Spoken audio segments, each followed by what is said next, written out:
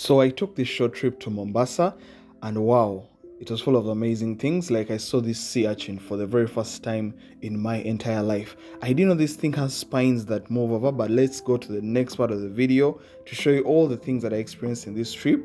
And let's see whether you guys can also get interested in going to Mombasa. So as a kid, I always dreamt of going to the blue water in Mombasa.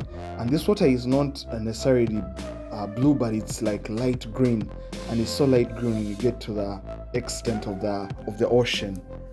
It was so beautiful.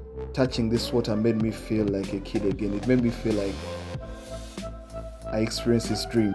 So we went on this boat that had like it was a bit local. It had this glass that you could look through and see the coral reefs that were under the water.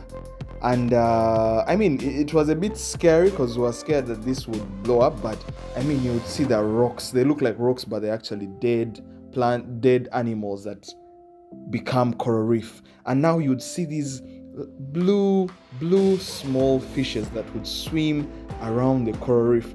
Are you seeing how clear that water is? It's a lie. That water is salty. If it was sauce, it would be really salty sauce. So, and that I think that was a culture shock, or not really a culture shock, but I would call it a nature shock. So this place, they allow you to see the fish, and they don't allow fishing here. But it's a marine boat ride that you can get at Mombasa. So yeah, you see this fish like live from it. Me who comes from Uganda, who cannot see the fish through the water, as our water is fresh water, it's not this clear. It was so amazing, guys. You remember that glass that I showed you in the beginning?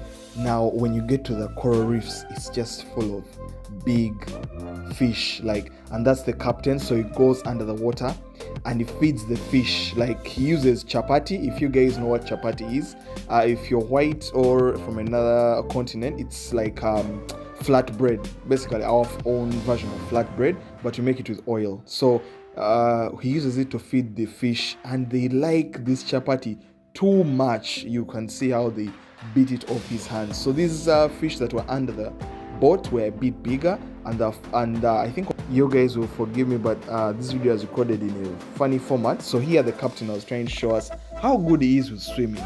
So here was going to show us how to dive in this ocean. So yep, that's him diving, and that was now before he even started feeding the fish. So these fish actually know that whenever someone dives in the water, they need to feed. So I decided to put the chapati in water, and wow, it was like a very good experience. Like, I liked the way the fish came and beat it off my hands, and they were very aggressive, by the way. If you're not careful, you would, I think, maybe get like a minor scratch, because they were very aggressive. They really liked that chapati. But let me leave you guys to just enjoy and see the fish.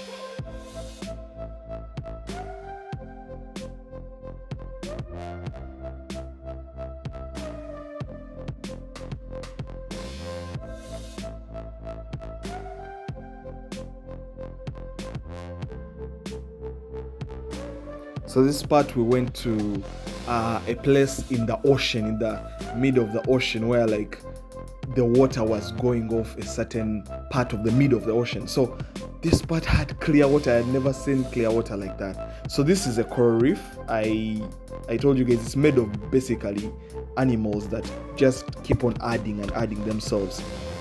You can see there zoomed in. It's so strong, like it's so strong. Here I tried to dig it out, see how far it goes, but it was too deep, and it's like almost like a very hard, rugged rock. I know it's crazy to say, but as of right now, we are in the middle of the ocean.